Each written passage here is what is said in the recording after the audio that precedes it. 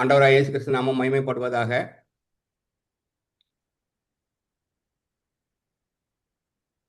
Sound நல்லா கேக்குதா? கேக்குது கேக்குது. ஓகே. சகோதரர் வராதனால நான் இன்னைக்கு நாகும் புஸ்தகத்துல இருந்து ஒரு அறிமுகம் மட்டும் கொடுக்க விரும்புறேன். அப்போஸ்தலர் நடவடிக்கைகள் முடிஞ்ச உடனே நாகும் புஸ்தகத்துல இருந்து நம்ம தொடர்ந்து பார்க்கலாம். நாகும் புஸ்தகத்துல பத்தி சின்ன அறிமுகம் மட்டும்தான் இன்றைய நாளின் வேத ஆராய்ச்சி கூட்டத்துக்கு பயனுள்ளதா இருக்கும் என்று நம்புகின்றேன். நாகும் புஸ்தகம் அதிகமா திருச்சபையில எடுத்து ஆளப்படாத ஒரு புஸ்தகம்.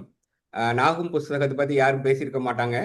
அதே மாதிரி பிரசங்கத்திலையும் கூட நாகும் புஸ்தகத்திலிருந்து எந்த விதமான ஒரு வசனத்தையும் எடுத்து அடிக்கோடிட்டு காட்ட மாட்டாங்க.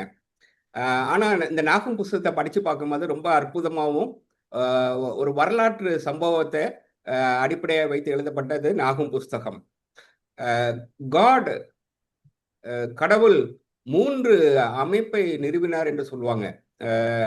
தேவன் 3 அமைப்பை நிறுவினார் என்று சொல்லுவாங்க. குடும்பம், அரசு, சபை. குடும்பம் முதல்ல உருவானது நம்ம எல்லாம் தெரியும். ஆதியாகம புஸ்தகத்துல பார்க்கிறோம்.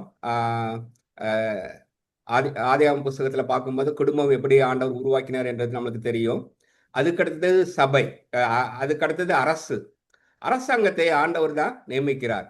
அதுக்கடுத்தது பார்த்தீங்கன்னா ஆண்டவராக இயேசு கிறிஸ்து சிலுவையில தொங்கி சபையை உண்டாக்கினார் என்று பார்க்கிறோம். நாகும் புஸ்தகம் அரசாங்கத்தோட தொடர்புடைய ஒரு புஸ்தகம். நீங்க உலக வரலாற்றில் நீங்க பார்ப்பீர்கள் என்றால் நிறைய அரசுகள், பேரரசுகள் சென்று கொண்டிருந்த ஒரு வரலாற்றை நீங்கள் பார்க்க முடியும். வேதத்திலே நம்ம பார்க்கிறோம், அரசர்களை தள்ளி அரசர்களை நியமிப்பவர் நம்மளுடைய தேவனே என்று பார்க்கிறோம். ஆதி காலத்துல முதல்ல இருந்த ஒரு பேரரசுன்னு பார்த்தீங்கன்னா எகிப்துக்கு அடுத்தது அசிரியா ராஜா, அசிரியாவுக்கு அடுத்தது பாபிலோன் அரசு. அப்படி தொடர்ந்து வரும். பாபிலோனுக்கு பிறகு மேதிய பெர்ஷியா சாம்ராஜ்யம், மேதிய பெர்ஷிய சாம்ராஜ்யத்துக்கு பிறகு ரோம சாம்ராஜ்யத்துக்கு பிறகு அதுக்கடுத்தது பார்த்தீங்கன்னா இங்கிலாந்து ஒரு சாம்ராஜ்யமா இருந்தது. அடுத்தது துருக்கி ஒரு சாம்ராஜ்யமா இருந்தது. இது மாதிரி நிறைய சாம்ராஜ்யங்கள் உண்டு. சைனா ஒரு சாம்ராஜ்யமா இருந்தது. இது மாதிரி பெரிய சாம்ராஜ்யங்கள் வந்துட்டு போயிருக்கு. ஆண்டவர் காலங்கள் நிறைவேறும் போது சாம்ராஜ்யத்தை மாற்றுறவராய் காணப்படுகிறார். இந்த அசரிய சாம்ராஜ்யமும் பாபிலோனிய சாம்ராஜ்யமும் நம்ம யூத வரலாற்றோடு ஒரு பிணைந்த ஒரு சாம்ராஜ்யம். அசிரிய சாம்ராஜ்யமும் பாபிலோனிய சாம்ராஜ்யமும் யூத வரலாற்றோடு பிணைந்த சாம்ராஜ்யம். அசிரிய அரசன் வடக்கு தேசத்து இஸ்ரேல் தேசத்தை சூறையாடிட்டு போகிறான் அறிக்கிறோம். ஆனால் தெற்கு தேசத்து அரசை யூத அரசை பாபிலோனியன் அரசு சூறையாடிட்டு போகிறத நம்ம பார்க்க முடியும். அறிகிறோம், வேதத்தின் முழு பழைய ஏற்பாட்டுல அதிக தீர்க்கதரிசன புஸ்தகத்துல இந்த அசிரிய ராஜாவை பத்தியும் பாபிலோனிய ராஜா பத்தியும் போட்டப்பட்டிருக்கும். அறிகிறோம், இஸ்ரேல் வரலாற்றுல ஆண்டவர் ஒரு ராஜாவை அனுமதிச்சாதான் அவருடைய பிள்ளையை தொட முடியும். ஆண்டவர் அனுமதிக்கட்டா அவருடைய பிள்ளையை தொடையவே முடியாது. ஆண்டவர் சில அரசர்களை அனுமதிப்பார். அவர்கள் புகுந்து விளையாடிட்டு போவாங்க. இவ்வளவு விளையாடின விளையாட்டுக்கு அந்த அரசர்களுக்கு தண்டனையும் ஆண்டவர் கொடுக்கிறதை பார்க்க முடியும். இந்த நாகும் புஸ்தகம் இந்த நாகும் புஸ்தகம் எதை பற்றி சொல்லப்பட்டிருக்கிறதுனா, தீர்க்கதரிசனமாய் நினிவே பட்டணத்தை பற்றி சொல்லப்பட்டிருக்கிறது. நினிவே பட்டணம்னா அசிரியா ராஜாவுடைய நாட்டுடைய தலைநகரம் நினிவே பட்டணம். அசிரியா ராஜாவுடைய தலைநகரம் நினிவே பட்டணம். இந்த நினிவே இப்போது எங்க இருக்குன்னு நம்ம எல்லாருக்கும் ஒரு கேள்வி எழும்போம். இந்த நினிவே இப்போது எங்க இருக்குன்னு நம்மளுக்கு எல்லாருக்கும் ஒரு கேள்வி எழும்போம். இந்த நினிவே பாத்தீங்கன்னா northern Iraq. The city is located in northern Iraq near modern Mosul. பார்த்தீங்கன்னா நார்த்தன் ஈராக் பக்கத்துல இருக்கிற பட்டணம் தான் அப்போது இருந்த நினிவே பட்டணம். பெரிய சாம்ராஜ்யமா இருந்தது. ஒரு பயங்கரமான வீரர்கள், எதிரி தேசத்து அரசை எதிரி தேசத்தை பிடிச்சிட்டாங்கன்னா டோட்டலா நிர்மூலம் ஆக்கிட்டு போயிருவாங்க. இன்னும் பார்த்தீங்கன்னா வடக்கு தேசத்து ராஜாவை நிர்மூலமாக்கிட்டு போனது இந்த அசிரிய ராஜா தான். இன்னும் அவர்கள் உலக ஃபுல்லா சிதறடிக்கப்பட்டு தான் இருக்கிறாங்க ஒழிய இப்போதான் வர ஆரம்பிச்சிருக்கிறாங்க. தன்னுடைய சுய தேசத்துக்கு கொஞ்சம் கொஞ்சமா வர ஆரம்பிச்சிட்டு இருக்கிறாங்க. இந்த மாடர்ன் நினைவு நார்த்தன் ஈராக்ல இருக்கிற மாடர்ன் மசூல் பட்டணம் தான் அந்த காலத்துடைய அசரியா சாம்ராஜ்யத்துடைய தலைநகரமா இருந்தது. பார்க்கிறோம் இந்த புஸ்தகத்துக்கு ஒரு வித்தியாசமான ஒரு பண்பு உண்டு. ஒபதியா ஏதோமியரை பத்தி பேசுது. யோனா இந்த அசரிய தேசத்துக்காக அனுப்பப்பட்டவன் தான். இந்த யோனாவை அனுப்பின உடனே இந்த அசரிய தேசத்து மக்கள், நினிவே பட்டணத்து மக்கள் எல்லாரும் மனம் திரும்பி தேவனை ஏற்றுக்கொண்டாங்க. ஒபதியா ஏதோமியரை பத்தி பேசுது. யோனா அசரியா தேசத்துக்கு அனுப்பப்பட்டவன். நினிவே பட்டணத்துக்கு போய் பட்டணம் கவிழ்க்கப்பட்டு போகும் சொன்ன உடனே எல்லாரும் மனம் திரும்பி கர்த்தரை ஏற்றுக்கொண்ட சம்பவத்தை நம்ம எல்லாம் தெரிஞ்ச பகுதி தான். ஆனா யோனா போய் ஒரு 100 வருஷம் கழிச்சு என்ன செஞ்சிட்டாங்கன்னா திரும்பியும் விபச்சாரம், வேசித்தனம், கொள்ளை, இந்த மாதிரி பயங்கரமான ஒரு பாவ செயல்களுக்கு அந்த நினிவே பட்டணம் திரும்பி மாறி போனதை நம்மால் பார்க்க முடியும். அதனாலதான் நாகும் அந்த நினிவே பட்டணத்துக்கு எதிராக தான் நினிவே பட்டணத்துக்கு எதிராய் தீர்க்கதரிசனம் உரைத்த சம்பவம் தான் இந்த நாகும் புஸ்தகத்துல எழுதப்பட்டிருக்கிறது. இந்த 3 புஸ்தகமும் புறஜாதி பட்டணம் எப்படி அழிக்கப்பட்டு போகும் சொல்லிட்டு எழுதப்பட்டிருக்கிற ஒபதியா, யோனா, நாகும். ஆனா யோனா மட்டும் புறஜாதி பட்டணம் அழிக்கப்படும் சொன்னது அவங்க மனம் திரும்பினால ஆண்டவர் மனம் இறங்கி அதை அழிக்காமல் விட்டிருக்கிறதை பார்க்கிறோம். ஒபதியா ஏதோமியர் முழுவதும் அழிந்து போவார்கள் என்ற தீர்க்கதரிசனமாய் உரைக்கப்பட்ட ஒரு மைனர் ப்ராஃபட், ஒரு சின்ன தீர்க்கதரிசன புஸ்தகம். நாகும் கூட ஒரு சின்ன தீர்க்கதரிசன புஸ்தகம் தான்.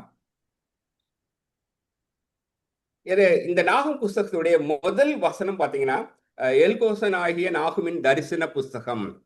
பொதுவா தீர்க்கதரிசிகள் தீர்க்கதரிசன புஸ்தகத்தை எழுதும் போது தன்னை சார்ந்த விஷயத்தை அதிகமா எழுத மாட்டாங்க. முதல் வசனத்துல மட்டும் லைட்டா அவனை பத்தி எழுதியிருக்கிறார். எல்கோசன் ஆகிய நாகுமின் தரிசன புஸ்தகம் சொல்லிட்டு எழுதின ஆசிரியர் பெயர்ல இந்த புஸ்தகத்துடைய பெயர் காணப்படுகிறது. எழுதின ஆசிரியருடைய பெயர்ல இந்த புஸ்தகத்துடைய பெயர் காணப்படுகிறது. அறிகிறோம் தரிசன புஸ்தகம் பார்த்தீங்கன்னா நாகும் பர்டன் ஆஃப் நினிவே. நாகும் சொன்னது போலவே நினிவே பட்டணம் டோட்டலா தரைமட்டமானது. வரலாற்றுல பார்க்கும்போது டோட்டலா தரைமட்டமானது.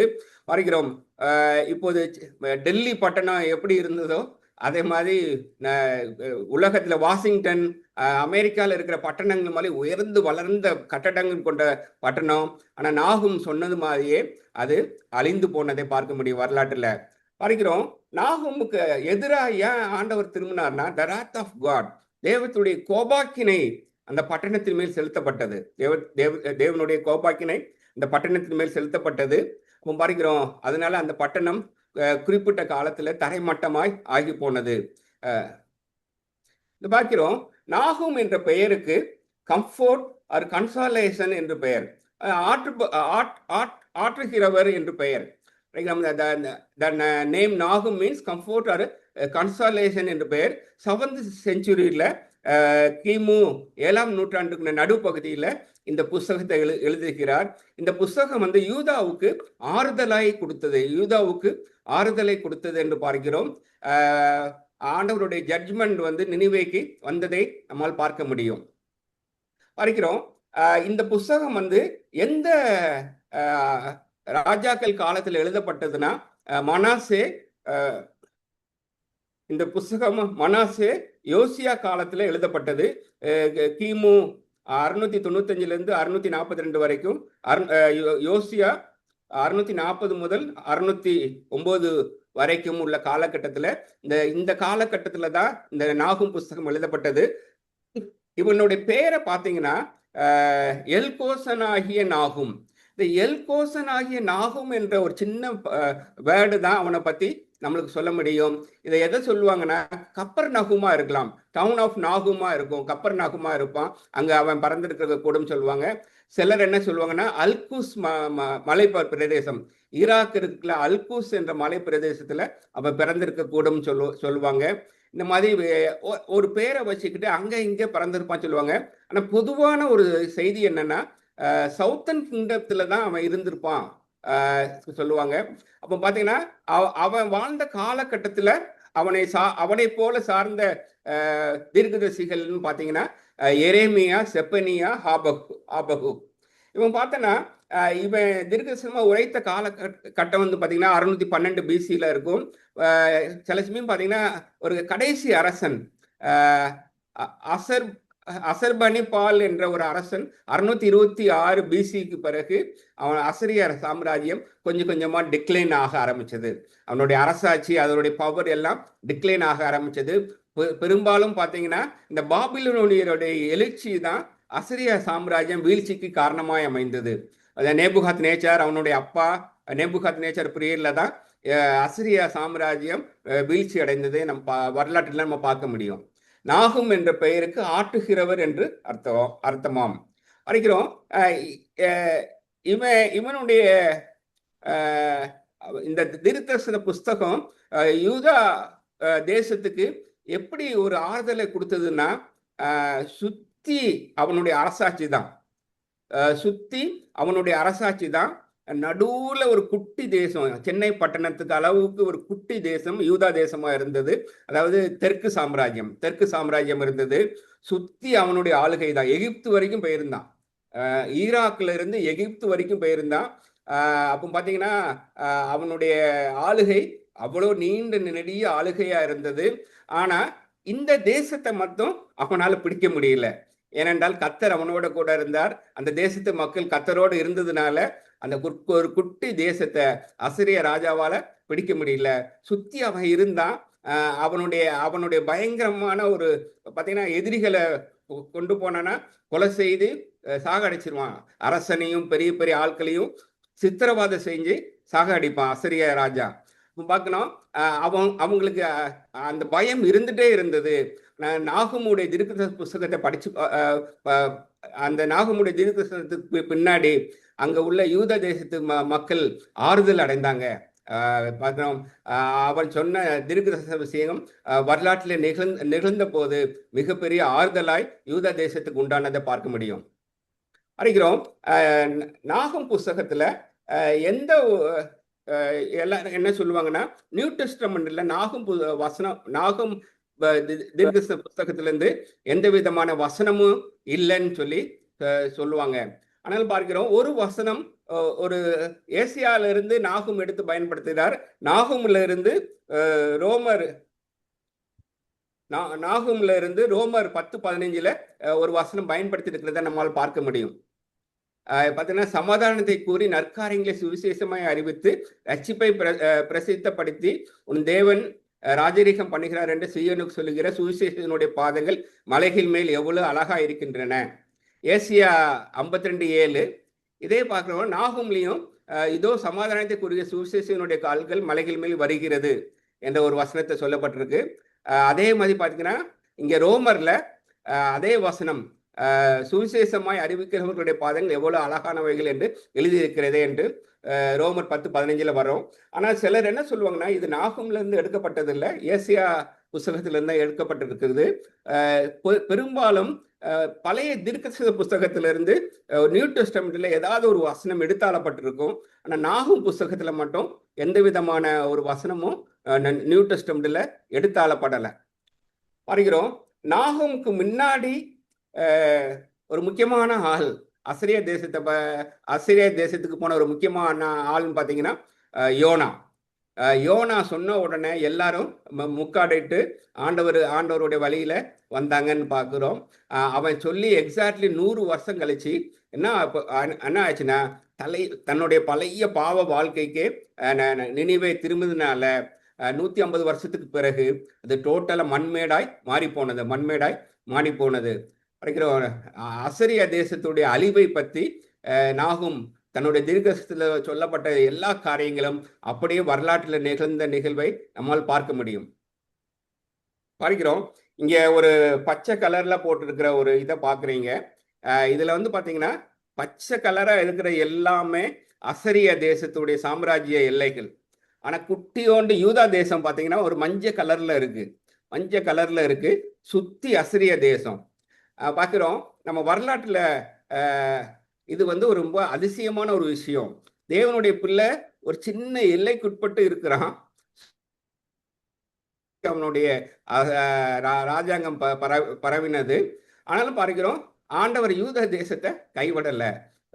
பார்க்கிறோம் ஒரு சனகரிப்பு என்ற ஒரு அரசன் வந்து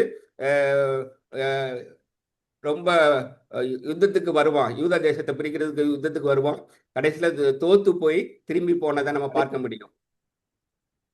இது பாருங்க, மேல இருக்கிறது அசரிய தேசம் எவ்வளவு செழிப்பாய் இருந்திருக்கும் பார்க்கிறோம். அந்த அசரிய தேசம் ஈராக் தேசத்துல யூப்ரிட்டிஸ் டைக்ரிஸ் நதி ஓரத்துல கட்டப்பட்ட அசரிய தேசம் பாருங்க, செழிப்பாயின ஒரு தேசம். ஆனால் பார்க்கிறோம் வரலாற்றுல இவ்வளவு மண்மேடா இப்ப 2024 எடுக்க போட்டோ நினைவே ஈராக் வரலாற்றுல மண்மேடாய் மாறி போனது. வேதத்துல சொல்லப்பட்டபடி நாகுமிலே தீர்க்கதரிசனமாய் உரைத்தபடி அசரிய தேசம் திரும்பி காணப்படாமலே போய்விட்டது. பார்க்கிறோம். ஆனா அசரிய தேசம் காணப்படாமல் போய்விட்டது. மிகப்பெரிய உலகத்தை அரசாட்சி செய்த அசரியர்கள் வரலாற்றில் மறைந்து போனார்கள். ஆனால் பார்க்கிறோம் தேவனை நம்புகிற பிள்ளை இன்னும் அவனுடைய இஸ்ரவேல் என்ற தேசத்திலே இன்னும் குடியிருக்கிறதை நம்ம பார்க்க முடியும். வித்தியாசம் பாருங்க. கிமு 800ல பெரிய சாம்ராஜ்யமா இருந்தவன், ஆனால் அவனுடைய யூதா தேசத்தை தொட முடியவில்லை. ஆனால் பார்க்கிறோம் அந்த தேசம் யூதா தேசம் இன்னும் நம்ம கண் முன்னாடி இருப்பதை நம்மால் பார்க்க முடியும். இங்க யூதா வடக்கு ராஜ்யமும் தெற்கு ராஜ்யமும் இணைந்த ஒரு பகுதியாய் நம்மளுடைய மாடர்ன் டைம்ஸ்ல காணப்படுது. வடக்கு ராஜ்யமும் தெற்கு ராஜ்யமும் ஒரே இணைந்த பகுதியாய் இஸ்ரவேல் என்ற ஒரு தேசமாய் காணப்படுது. இதை பார்க்கும்போது தேவனை பற்றி கொண்ட ஒரு ஜனம் எப்போதுமே நிலைத்து இருக்கும். தேவனை அறியாத ஒரு ஜனம் மிகப்பெரிய சாம்ராஜ்யமாய் மாறினாலும் கூட மண்மேடாய் வரலாற்றில் மண்மேடாய் மாறி போன சம்பவத்தை நம்மால் பார்க்க முடியும். பார்க்கிறோம். நினிவே எப்படி அழிந்து போகும் சொல்லிட்டு நாகும் 1:8 வசனத்துல போடப்பட்டிருக்கிறது. நாகும் 1:8 நினிவேயின் ஸ்தானத்தை புரண்டு வருகின்ற வெள்ளத்தினால் சர்வ சங்காரம் பண்ணுவார், இருள் அவர் சத்தத்தை பின்தொடரும். இங்க பார்க்கிறோம் டைக்ரிஸ் நதியில மிகப்பெரிய வெள்ளம் வந்து கொஞ்சம் அழிந்து போனது. டைக்ரிஸ் நதியில மிகப்பெரிய வெள்ளம் வந்து அழிந்து போனது. அதோடைய கோட்டைகளும் மதில் சுவர்களும் அழிந்து போனது. வரலாற்றுல நடந்த சம்பவம். வரைக்கிறோம் பாபிலோனியன் வந்துதான் கடைசியா நேபுகாத்நேச்சார் அவனுடைய அப்பா 2 பேரும் சேர்ந்து வந்துதான் அந்த அசிரிய தேசத்தை அழித்து போட்டார்கள் என்று பார்க்க முடியும். பார்க்கிறோம். நீயும் வெறி கொண்டு ஒளிந்து கொள்வாய், நீயும் உன் சத்துருக்கும் தப்ப அரணான கோட்டையை தேடுவாய். அசிரியர்கள் வெறி கொண்டு ஒளிந்து கொள்வாய்.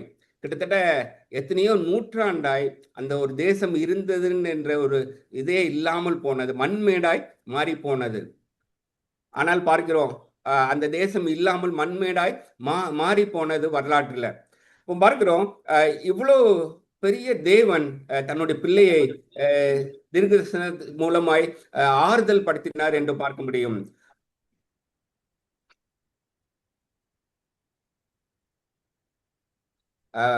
இந்த அசரிய தேசத்தை சார்ந்த ஒரு அரசன் சனகரிப் என்ற ஒரு அரசன் பார்க்கிறோம்.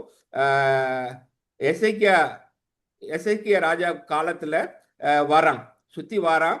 ஆண்டவர் என்ன செய்யறாருன்னா தன்னுடைய தேவதூதனை அழைத்து அவனுடைய படை வீரர்கள் எல்லாரும் அழித்து போட்டான் என்று பார்க்கிறோம். பார்க்கும்போது படை வீரர்கள் எல்லாம் அழித்து போட்டான் என்று பார்க்கிறோம். யூதா தேசம் காப்பாற்றப்பட்டது. 2 ராஜாக்கள் 19, 35, 36, 37 நம்மால் பார்க்க முடியும்.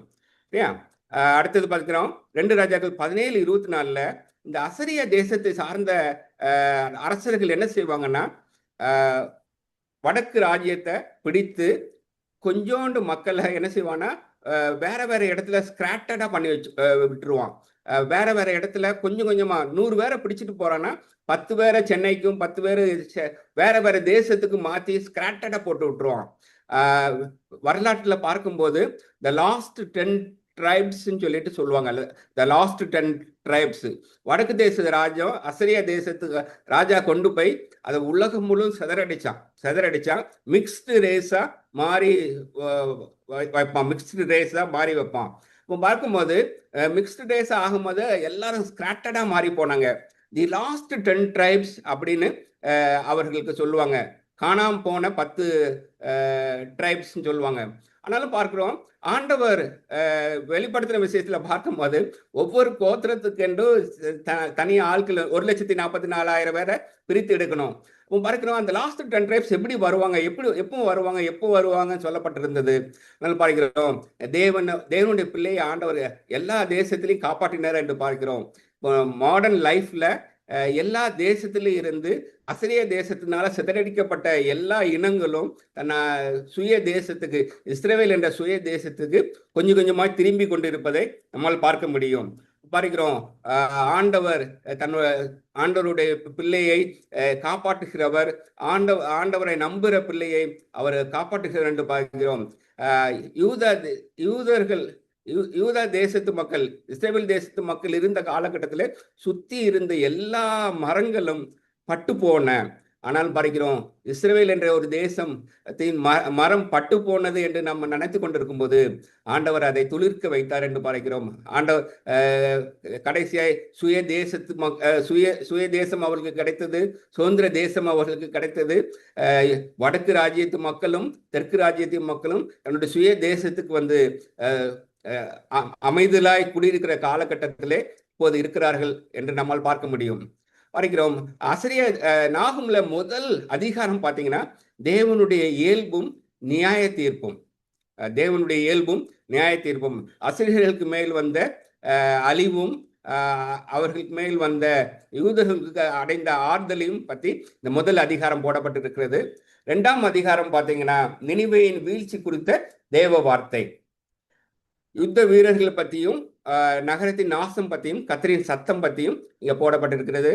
3ஆம் அதிகாரம் பார்த்தீங்கன்னா நினிவேயின் வீழ்ச்சிக்கான காரணங்கள், நினிவேயின் கொடுமைகள், பாவங்கள், தேவனுடைய நீதி உள்ள பிரதிபலன் 3ஆம் அதிகாரத்திலே போடப்பட்டிருக்கிறது.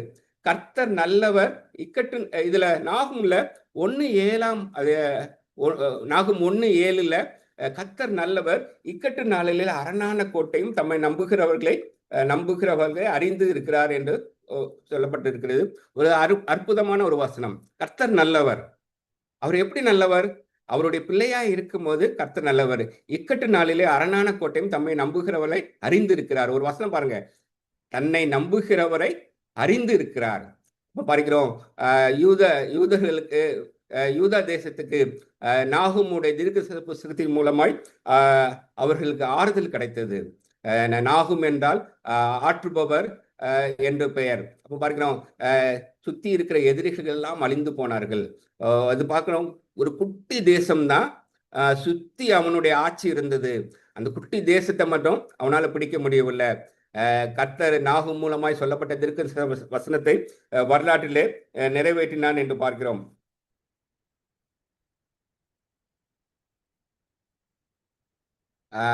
இது நாகும் புஸ்தகம் ரொம்ப அற்புதமான புஸ்தகம். அடுத்த வர்ற காலங்களில் நீங்க அதை படிச்சுட்டு வாங்க. அப்போஸ்தலர் நடபடிகள் முடிந்த பிறகு அதை பத்தி நம்ம விரிவா பார்க்கலாம். பார்க்கிறோம் ஆண்டவர் நாகும் மூலமாய் சொல்லப்பட்ட தீர்க்கசன விஷயங்களை வரலாற்றிலே நிறைவேற்றினார் என்று பார்க்கிறோம். ஒரு கடைசி அரசன், டைகிரிஸ் நதியில பெரிய வெள்ளம் வந்தது, அரண்கள் எல்லாம் நிர்மூலமாயினது. பாபிலோன் அரசன் போய் அதை சிதைத்து எல்லாவற்றையும் கைப்பற்றினான் என்று பார்க்கிறோம். அதுபோல கர்த்தர் நல்லவர், இக்கட்டு நாளிலே அரணான கோட்டை தம்மை நம்புகிறவர்களே அறிந்திருக்கிறார். ஆண்டவர் தாமே இந்த வசனத்தை ஆசீர்வதிப்பதாக.